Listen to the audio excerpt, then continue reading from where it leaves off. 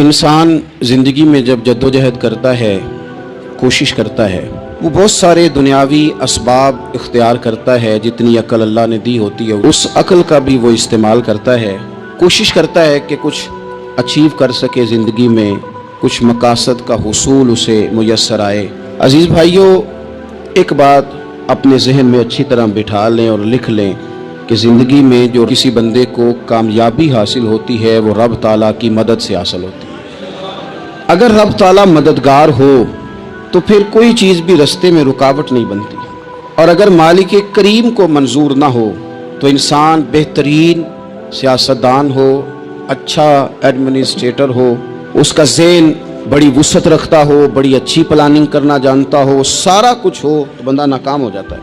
मुसलमानों को जितनी कामयाबियाँ मिली उनका पस मंज़र सिर्फ इतना था कि अल्लाह तबारक व तआला ने अपने बंदों की मदद फरमाई। और अब ताला ने कुरान मजीद में इस हकीकत का बयान किया, फरमाया बलिल्लाहु मौलाकुम, फरमाया बल्कि अल्लाह तुम्हारा मौला है, वहुव खैरुन नासिरीन, और वो बेहतरीन मददगार है। वो जो रब तुम्हारा मौला है वो बेहतरीन मददगार है। और अगर वो मदद करे तुम्हारी, सूरह आले इमरान में आगे जाकर इरशाद फरमाया अगर अल्लाह मदद करे तो फिर तुम पर कोई गालिब नहीं आ सकता, और अगर वो तुम्हारी मदद छोड़ दे तो फिर कोई तुम्हारी मदद कर सकता, कोई मदद नहीं कर सकता। बदर की जंग भी और फतेह मक्का भी रमज़ान मुबारक में हुआ है। मैं दोनों पर गौर कर रहा था तो एक नया मजमून मेरे जहन में आने लगा।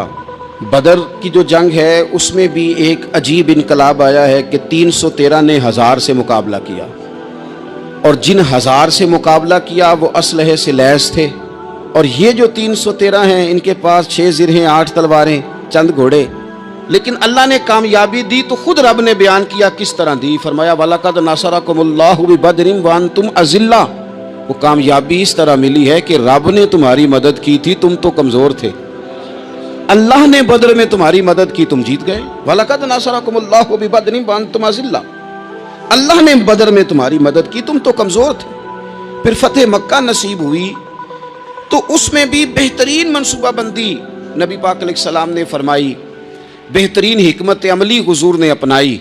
लेकिन हमें जो अल्लाह रसूल ने बात समझाई वो क्या है, इज़ा जा नस्रुल्लाह वल फतह, फरमाया जब अल्लाह की मदद आई और फतह नसीब हो गई। ये अल्लाह ने मदद फरमाई तुम्हारी, यहाँ भी फतेह मक्का भी अल्लाह की मदद से, जंगे बदर भी अल्लाह की मदद से। वो जो मदद है अल्लाह ताला की, जब वो हम ये करते हैं कि हम अपनी सारी ज़िंदगी सियासत की नज़र कर दें। हमारी सियासत सिर्फ मुल्क में नहीं होती, हमारी सियासत ख़ानदान में भी होती है। हम घर के अंदर भी सियासत करते हैं, हम किसी ख़ास तरीके से लोगों को अपने पीछे चलाना चाहते हैं, हम एक ख़ास उसलूब इख्तियार करते हैं कि लोग हमारे पीछे चलें। उसका नुकसान हमें ये होता है कि सियासत जो होती है ये शतरंज के हेर फेर की तरह होती है, तो इसके राज बड़ी जल्दी खुलने लग जाते हैं। पता चल जाता है कि बंदा मुखलिस नहीं था, सियासत कर रहा था, तरीके सलीके से इसने जोड़ के रखा हुआ था। हम हर जगह सियासत के बलबोते पर चीज़ों को लेकर चलना चाहते हैं, सियासतें नाकाम हो जाती हैं, सियाने सियाने लोग फेल हो जाते हैं। बचता सिर्फ वही है जिसके पीछे रब ताला की मदद शामिल हाल होती है। अपनी ज़िंदगी के अंदर हम जो कुछ भी कर रहे हैं, जिस शोबे से भी हमारा ताल्लुक़ है, आज हमने इस बात पे गौर करना है कि पहले तो ये गौर कर लें कि जो काम हम कर रहे हैं क्या वो काम ऐसा है कि उसमें अल्लाह की मदद हमें मिलेगी। अगर आप कोई माज़अल्लाह नाजायज़ काम कर रहे हैं, फेले हराम का इर्तिकाब कर रहे हैं, तो उसमें तो मदद इलाही आएगी नहीं। पहले तो ये देखें जो कर रहे हैं वो काम मदद इलाही वाला है, और अगर अल्लाह ताला की मदद वाला वो काम है फिर उस पर गौर करें कि क्या हमने मालिक से मदद का सवाल किया है, हमें मदद मुयस्सर आ रही है। वो मैंने बुज़ुर्गों से एक बात सुनी थी, वो बड़ी याद रह गई। वो फरमाया करते थे काबिलियत भी बड़ी चीज़ है लेकिन कबूलियत सबसे बड़ी चीज़ है। काबिल होना भी बड़ी बात है लेकिन ज़्यादा बड़ी बात यह है कि उसकी बारगाह में कबूल भी है कि नहीं। अपनी ज़िंदगी में अल्लाह की मदद की तरफ बढ़ें, मालिक की मदद का हुसूल इख्तियार करने की कोशिश करें, अल्लाह के साथ अपने आप को जोड़ें। अगर अल्लाह की मदद नसीब हो, ये जो हम जितना डरते रहते हैं, सहमे रहते हैं, परेशान रहते हैं कोई क्या कर देगा, हमारे यहाँ ना हर शोबे में माज़अल्लाह एक माफिया है, इल्ला माशाअल्लाह। वो माफिया कहता है मेरे साथ मिलोगे तो मैं चलने दूंगा, वरना मैं नहीं चलने दूंगा। मार्केट में आ ही नहीं सकता फलाना बंदा, क्योंकि यहाँ हमारा कब्जा है। और मेरे भाई پھر بہت سارے لوگ جن کی نیتیں اور ارادے بڑے اچھے ہوتے ہیں شروع میں، وہ بھی اس مافیا کا شکار ہو جاتے ہیں اور ان کے رنگ میں رنگ جاتے ہیں۔ یاد رکھنا، کسی شخص کی بلیک میلنگ کا کبھی شکار نہ ہونا، کبھی کسی کی میٹھی اور مسجع مکفہ باتوں کا شکار نہ ہونا۔ کوئی کیا کر سکتا ہے اگر اللہ مددگار ہو تو؟ جس کو رب کریم اٹھانا چاہے اسے کوئی گرا سکتا ہے؟ ہم یہ ڈرے ڈرے سہمے سہمے پریشان فیصلہ کرنے کی طاقت نہیں، مجھے چلنا چاہیے کہ نہیں، اٹھنا چاہیے کہ نہیں، کرنا چاہیے، اٹھ باندھ کمر کیوں ڈرتا ہے؟ پھر دیکھو خدا کیا کرتا ہے۔ حضرت عبداللہ ابن عباس فرماتے ہیں میرے نبی پاک علیہ السلام نے میری تربیت فرمائی، حضور نے میری تربیت فرمائی، اور محبوب پاک علیہ السلام نے فرمایا عبداللہ یاد رکھنا، یہ نوجوان دوست میری بات لکھ لیں، پریشان لوگ میری بات لکھ لیں، جن کے پاس قوت فیصلہ نہیں وہ اس بات کو لکھ لیں۔ حضرت عبداللہ ابن عباس فرماتے ہیں میرے نبی پاک علیہ السلام نے مجھ سے فرمایا تھا عبداللہ سن، اگر ساری دنیا مل کے تیرا کوئی نفع کرنا چاہے کر نہیں سکتی جب تک میرے رب کی رضا نہ ہو، اور فرمایا ساری دنیا مل کے تیرا کچھ بگاڑنا چاہے تو عبداللہ بگاڑ نہیں سکتی جب تک رب کریم کی حکمت کا تقاضا نہ ہو۔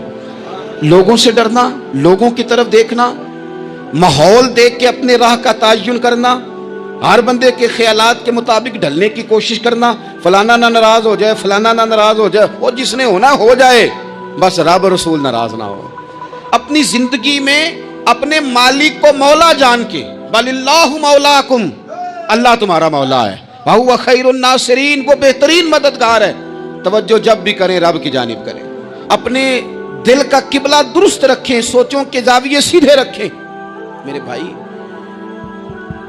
مالک جب بندوبست کر دے نا، جب مالک بندوبست کرتے پھر ایسا بندوبست کرتا ہے کہ لوگوں کے پاس نا چارہ نہیں رہتا۔ حضرت مریم رضی اللہ تعالی عنہا پاک باز تھیں، مسجد میں رہی تھیں، پر مالک کی حکمت کے تقاضے بڑے عجیب ہیں نا۔ پھر جناب مریم کو اللہ تعالیٰ نے بغیر شوہر کی اولاد عطا کر دی۔ یہ بات ہی ایسی تھی، وہ کسی نے کہا تھا کہ مخلوق تو فنکار ہے اس درجہ کے پل بھر میں سنگے در کعبہ سے بھی اصنام تراشے، تم کون ہو کیا چیز ہے داغ کبابی، لوگوں نے تو مریم پہ بھی الزام تراشے۔ تو لوگوں نے کہا کدھر سے لے آئی بچہ، تیرا باپ تو ایسا نہیں تھا، کہاں سے لے آئی؟ اللہ کرے میں آپ کو سمجھا سکوں، ذرا اپنے آپ کو وہاں کھڑا کریں کہ ایک پاک باز عورت، پاک باپ کی بیٹی، طیب ماں کی بیٹی، اور اللہ کے گھر میں پرورش پانے والی خاتون، ایک وہ وقت اور ایک یہ وقت کہ اس عورت کو کٹہرے میں کھڑا کر کے پوچھا جا رہا ہے کہ معاذ اللہ تیری گود میں بچہ جائز نہیں ہے، کہاں سے لائی ہے؟ اب خود سے صفائیاں بندہ کتنی کو دے، کتنی کو وضاحتیں کرے۔ اور میں نے تو اپنی زندگی میں دیکھا ہے زیادہ وضاحت دینے والے کو بھی لوگ جھوٹا سمجھنے لگ جاتے ہیں، زیادہ وضاحت دینے پر بھی لوگ کمزوری کا اظہار سمجھتے ہیں کہ کمزور پڑ گیا۔ آپ صلح کی کوشش کرتے ہیں، سامنے والا بزدل سمجھ لیتا ہے، زیادہ وضاحتیں بھی کمزور کر دیتی ہیں۔ اب حضرت مریم کو کٹہرے میں کھڑا کر کے کہا بچہ کس کا ہے؟ تو پھر خدا بندوبست جب کرے، اللہ جب مددگار ہو، تو پھر حضرت مریم کی گواہی درختوں سے نہیں دلوائی، اس نے پتوں سے نہیں دلوائی، پھر فرشتے نہیں بھیجے۔ حضرت مریم کہنے لگی مجھ سے نہ پوچھو، وہ جو پنگوڑے میں ہے اسی سے پوچھ لو، ان سے پوچھو نا، وہ کون ہے پوچھ لو، ان سے کر لو سوال۔ انہوں نے کہا پنگوڑے میں چند دنوں کا بچہ یہ جواب دے گا؟ مددگار تھا رب، ان کی برات کا اعلان کرنا تھا مالک نے، اور جب مالک اعلان کر دے، جب مالک تیری صفائی دینا چاہے، جب مالک تجھے دنیا کے سامنے نکھارنا چاہے، تو پنگوڑے میں لیٹے حضرت عیسیٰ بول کے کہنے لگے انی عبداللہ آتانی الکتاب، فرمایا میں اللہ کا بندہ ہوں، رب نے مجھے کتاب عطا کر کے نبی بنا کے دنیا میں بھیجا ہے، میں اللہ کا بندہ ہوں، کتاب لے کے آیا ہوں، نبی بن کے آیا ہوں۔ پھر پنگوڑے سے اعلان ہو گیا، پھر بچہ بول پڑا۔ اور یہ ایک دفعہ نہیں بات ہوئی، یہ بنی اسرائیل میں ایک جریج نام کے شخص بھی تھے جو نماز پڑھ رہے تھے، بعض نے لکھا ہے نفل نماز تھی، اماں نے پکارا تو آئے نہیں، تو ماں کے منہ سے نکل گیا تو اتنی دیر تک مرے گا نہیں جب تک کسی بے حیا عورت کا منہ نہ دیکھ لے۔ تو وہ عبادت گزار تھے، لیکن لوگوں نے ان کی عبادت، ریاضت، پرہیزگاری کو نہیں دیکھا، بس ایک عورت کو بھیج کے الزام لگوا دیا۔ وہ عورت آیا جایا کرتی تھی، اب آ جاتی ہیں عورتیں، مسئلہ پوچھنے کی نیت سے بھی آ جاتی ہیں. ماحول میں کچھ جگہ ایسی بھی ہیں جہاں عورتیں دم کرانے کے بہانے آ جاتی ہیں. وہ خاتون آتی جاتی تھی اس خانقاہ پہ, آستانے پہ, یہ بخاری میں موجود ہے, اور اس نے کہا میری گود میں جو بچہ ہے یہ انہی کا ہے. مجھے بتائیں کیسے بندہ وضاحت دے. حالات خراب ہو گئے, لوگ کٹیا جلانے لگے, ماحول اور طرح کا بن گیا. میرے نبی پاک علیہ الصلوۃ والسلام فرماتے ہیں پھر اس رب کے بندے نے کہا مالک تو کریم ہے, تیری مشیت کا تقاضا آیا جو میری ماں نے جملے بولے تھے, اور اب میں وضاحت دینے کے قابل نہیں رہا, اب تو ہی کرم کرے گا تو دروازہ کھلے گا. تو وہ چند دنوں کا بچہ پنگوڑے میں بول کے کہنے لگا میں اس درویش کا نہیں, میں تو فلانے چرواہے کا بچہ ہوں, وہ جو بکریاں چراتا ہے. رب کی مدد کو پکاریں, اپنے ساتھ اپنے مالک کی مدد کو شامل کریں, تھوڑے رزق پر بھی گزارا اچھا ہونے لگ جائے گا. سارے لوگ آپ کو گرانے کی تدبیریں کر رہے ہوں گے اور مالک آپ کو عزتیں عطا فرما دے گا. اس کی بارگاہ سے حکمت کا تقاضا اور ہو جائے گا. ہم نے ساری زندگی لوگوں کو راضی کرنے میں گزار دی, ساری زندگی بڑھاپا آ گیا بچوں کو پالتے, اور بچوں نے آخری عمر میں کہہ دیا ابا اگر کوئی ڈھب کا کام کر لیتے تو آج ہمارے دن بھی پھر نہ جاتے. ساری زندگی گزار دی بہن بھائیوں کو راضی کرنے میں, ساری زندگی گزار دی ذمہ داریاں اٹھانے میں. ان کو 99 دفعہ دیا, ایک دفعہ نہیں دیا تو انہوں نے کہہ دیا تو نے تو کبھی دیا ہی نہیں, تو تھا ہی نہیں. ساری زندگی محلے داروں علاقے والوں کو راضی کرنے میں گزار دی. اور میں نے ایسے لوگ بھی دیکھے دین کے لیے وقت گزارا, لیکن جب بڑھاپے میں دانت کام نہ کرتے تھے تو وقت کے مفتیوں کو بھی مسجدوں کی کمیٹیوں نے کہہ دیا اب آپ کی سمجھ نہیں آتی, ہم نے خطیب کو یور رکھنا ہے, نہ دیکھو دنیا کی طرف, دنیا رلا دیتی ہے, نہ راضی کرو بندوں کو, بندے تھکا دیتے ہیں, نہ پیچھے بھاگو ہر وقت دنیا داروں کے, یہ انسان کو کمزور کر دیتے ہیں. وہ تو کریم ہی بڑا ہے, 2 آنسو زمین پر بعد میں گرتے ہیں, بندے کے گناہ سارے پہلے معاف فرما دیتا ہے. اللہ کی مدد کا حصول, اپنے مالک کی مدد کی طرف بڑھنا. آپ کو بدر کی جنگ بھی یہی درس دے گی, آپ کو احد کا میدان بھی یہی سبق دے گا, فتح مکہ بھی یہی سبق دے گا. میرے دوستو جب رب مدد فرمائے, جب اللہ مددگار بنے. دوستوں سے ایک بات اکثر کرتا ہوں, میں کہتا ہوں کہ جتنے درد سے آپ امیر کو اپنی کہانی سناتے ہیں نا, اور جس طرح آپ کے آنسو بات کرنے سے پہلے گر جاتے ہیں کہ غریب ہیں, بچیاں ہیں, کاروبار نہیں, او میرے سنگیو, اس سے آدھے آنسو اپنے رب کی بارگاہ میں بکھیرو, اس کے حضور عرض گزار ہو جاؤ, اس سے طلب کرو. ایک وقت انسان پر زندگی میں ایسا آتا ہے کہ اسے یوں محسوس ہوتا ہے کہ میرا سایہ بھی ذرا سا پیچھے ہٹ گیا ہے. اسے یوں لگتا ہے کہ میں کسی سہارے پہ ہاتھ ڈالتا ہوں تو وہ بھاگ جاتا ہے مجھ سے. لیکن مالک کی بارگاہ ایسی عظیم بارگاہ ہے, رب رسول کے آستانے اتنے بڑے ہیں کہ آپ جب وہاں کشکول طلب دراز کرتے ہیں تو جھولی پھیلانے میں دیر لگتی ہے, ان کو بھرنے میں تو کوئی دیر نہیں لگتی. ہم نے اپنا سوچ کا قبلہ ہی دنیا کو بنا لیا ہے. یہ جو اللہ والوں کی مدد ہے یہ تو ہے اللہ ہی کی مدد ہے, لیکن یہ جو سیٹھوں کی طرف توجہ کرنا, نوابوں کی طرف توجہ کرنا, دنیا داروں کی طرف توجہ کرنا, اور اپنا مزاج اس طرح کا بنا لینا, یارو گردن کو جھکا دیتا ہے خیرات کا پتھر, جہاں میں مانگنے والوں کے سر کبھی اونچے نہیں ہوتے.